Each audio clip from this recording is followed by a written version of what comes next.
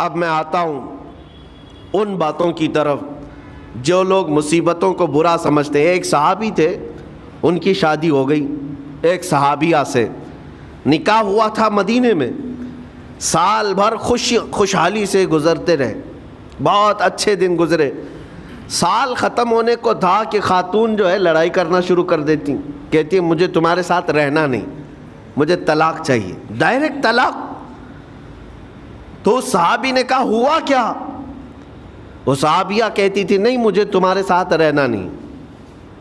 اس صحابی نے کہا ٹھیک ہے اگر ایسا ہی ہے تو حضور پاک صلی اللہ علیہ وسلم کے پاس چلتے ہیں، وہاں جا کر فیصلہ کرا لیں گے۔ تو وہ صحابیہ مان گئیں، کہا چلو چلتے ہیں۔ تو دونوں چلے جا رہے تھے اپنے گھر سے، حضور پاک صلی اللہ علیہ وسلم کے دربار میں فیصلہ کروانا ہے۔ چلتے وقت راستے میں ایک پتھر سے ٹھوکر لگ گئی اس صحابی کو، اور اتنی تیز ٹھوکر لگی کہ ان کا ناخن اکھڑ گیا۔ اب وہ ان کی خاتون جو بیوی صحابیاں ہیں وہ فوراً اپنے دوپٹے کا کپڑا پھاڑ کر کے انگلی کو باندھتی ہیں اور خون روکتی ہیں، اور اس کے بعد کہتی ہیں چلو واپس گھر چلتے ہیں۔ گھر واپس آنے کے بعد وہ کہتی مجھے طلاق نہیں چاہیے، ساتھ میں رہوں گی۔ کہا عورتوں کا موڈ، عورتوں کا اس طرح کا فیصلہ کیا بات ہے؟ وہ صحابیہ کہتی ہے میں نے سنا ہے کہ جب کبھی کوئی بندہ بیمار نہیں ہوتا تو اللہ اسے پسند نہیں کرتا۔ میں نے جب سے تم سے شادی کی ہے سال بھر ہو گئے، ایک بار بھی تم کو بیمار ہوتے نہیں دیکھا۔ مجھے ایسا لگنے لگا کہ کہیں تم اللہ کے ناپسندیدہ بندے تو نہیں ہو، اس لیے میں تمہارے ساتھ نہیں رہنا چاہتی تھی۔ اب جب راستے میں ٹھوکر لگ کر ناخن اکھڑ گیا تو مجھے احساس ہوا کہ اللہ تجھے بھی پسند کرتا، میں تیرے ساتھ رہنے کو تیار ہوں۔ وہ صحابیہ تھیں۔ میرے عزیزو، اس کا مطلب یہ نہیں کہ ہم آپس میں ایک دوسرے کے بیمار ہونے کی انتظار میں رہیں۔ شوہر یہ سوچے کہ میری بیوی بیمار کیوں نہیں ہوتی، اور بیوی یہ سوچتی رہے کہ میرا شوہر بیمار کب ہوگا۔ وہ توکل کا اعلیٰ درجہ ہے۔ انتظار اور تمنا مت کرو بیمار ہونے کا، بلکہ بیماری آ جائے تو اللہ کا شکر ادا کرو، آ جائے تو صبر کرو۔ عزیزان گرامی وقار، ہم آج امام حسین اور ان کے رفقائے گرامی رضوان اللہ علیہم اجمعین کو یاد کرتے ہیں تو صرف رونے کے لیے نہیں یا صرف غم منانے کے لیے نہیں، بلکہ داستان کربلا سنانے کا ایک عظیم مقصد یہ ہوتا ہے کہ نوجوانوں کے اندر بلکہ بوڑھے اور بچوں کے اندر بھی ایمانی جذبہ ایسا آ جائے کہ وہ ہر مصیبت پر ڈٹ کر کھڑے، کہ ایک خاندان کے ہی اتنے لوگوں کو کاٹ دیا جائے، ایسی مصیبتیں تو نہیں آئی۔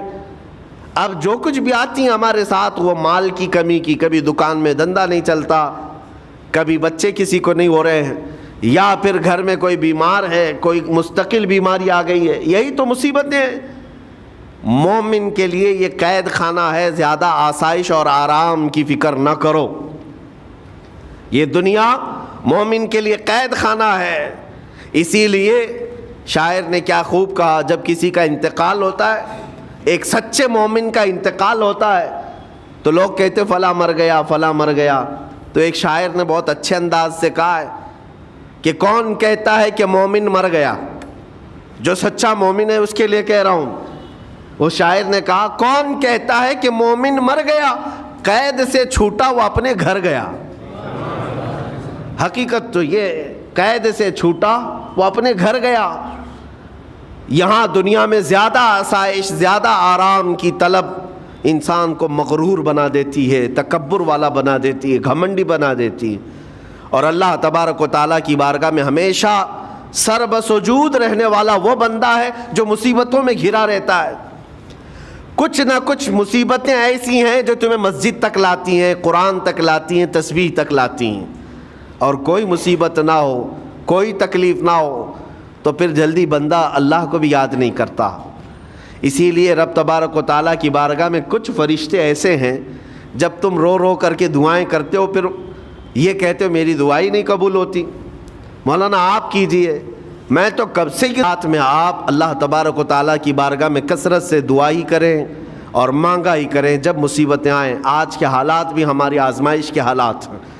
آج کا جو دور ہے وہ بھی ایک یزیدی دور ہے۔ یہاں پر جگہ جگہ جو مسلمانوں کے ساتھ حالات ہیں، یہ ہمارے لیے آزمائش کا دور ہے، بہت بڑا امتحان چل رہا ہے۔ ان حالات میں مسلمانوں کو چاہیے وہ اپنے ایمان کے ساتھ ڈٹے رہیں، استقامت۔ مولا حسین کے سبق کو پڑھیں، اس وقت تو ان کی گردنوں پر تلواریں تھیں، ان کے بچوں کے سینے چھدے ہوئے تھے تیروں سے، لیکن وہ ڈٹے ہوئے تھے میرے مصطفیٰ کی شریعت پر۔ آج ابھی تمہارے سینوں پر بندوق کی گولیاں نہیں لگائی گئیں، ابھی تمہارے اوپر اتنی بڑی مصیبتیں نہیں آئیں، لیکن میں پھر بھی دیکھتا ہوں نوجوانوں کو کہ کوئی مصیبت نہ آنے کے باوجود بھی تم اسلام کے ساتھ کھلواڑ کر رہے ہو۔ میرے آقا کی سنتوں کو پیٹ پیچھے پھینک کر کے تم تو بازاروں کی زینت بننا پسند کرتے ہو۔ اکثر لوگوں کو ہم نے دیکھا آج مجرے کرنے والوں کی کثرت یہ ہمارے نوجوان بچوں کی ہے، یہ اپنے جسموں کی نمائش کرنا اس کو فیشن سمجھتے۔ نہیں میرے عزیزو، امت مصطفیٰ اور وہ بھی امام حسن اور امام حسین کے غلام اس مردار دنیا پر کبھی بھی اپنی حکومت نہیں چاہتے، اس مردار دنیا کے وہ کبھی خواہش مند نہیں ہوتے۔ لیکن جن نوجوانوں کو آج ہم ان خواہشات کی پیروی کرتے ہوئے دیکھ رہے، افسوس ہوتا ہے، افسوس ہوتا ہے۔ آج کے حالات میں تم بھی سنبھل جاؤ، کیونکہ ایک بہت بڑی جنریشن تمہارے پیچھے ہے اور وہ تمہیں دیکھ کر کے نقل کرے گی۔ اگر آج تم راستے کو اسلام سمجھنے لگ جائیں گے، وہ اسی بگڑے ہوئے راستے کو ہی صحیح راستہ سمجھ بیٹھیں گے۔